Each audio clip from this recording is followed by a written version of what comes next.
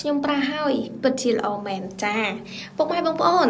ចាពុកម៉ែបងប្អូនឃើញ feedback ខាងលើហើយត្រូវទេចាពុកម៉ែបងប្អូនដែលកំពុងតែមានបញ្ហានោមញើកនោមមិនអស់នោមសល់គ្រោះក្នុងតម្រងនោមរលាកតម្រងនោមហើយនឹងកពេញ prostate ធ្វើឲ្យយើងនោមមកស្រកតែត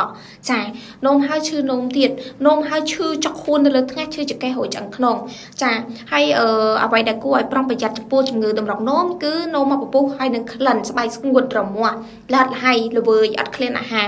ទាំងអស់នេះគឺជាសញ្ញាដែលបញ្ជាក់ថាពុកម៉ែបងប្អូនកំពុងតែមានបញ្ហាតម្រងនោមហើយកំពុងតែវិវត្តទៅដល់ដំណាក់កាលមួយដែលអាចធ្ងន់ធ្ងរហើយអាចលឿងឈាមទាំងវ័យក្មេងតែម្ដងពុកម៉ែបងប្អូនចាអញ្ចឹងពុកម៉ែបងប្អូនណាខ្លះដែលកំពុងតែមានបញ្ហាអស់ទាំងនេះពុកម៉ែបងប្អូនកុំមើលចារំលងជាមួយនឹងឱសថធម្មជាតិថាកូធីននេះឲ្យសោះពុកម៉ែបងប្អូនឃើញ feedback ស្រាប់ហើយត្រូវទេពុកម៉ែបងប្អូនចាល្អប្រើណាស់ខ្ញុំប្រើរួចហើយចាអញ្ចឹងពុកម៉ែបងប្អូនចាអាចមកសាកប្រើជាមួយនឹងខាកូធីននេះបានហើយចំពោះខាកូធីនសេរីថ្មីនេះផងដែរចាគុណភាពរបស់វាគឺល្អជាងសេរីចាស់កូនជា2ចា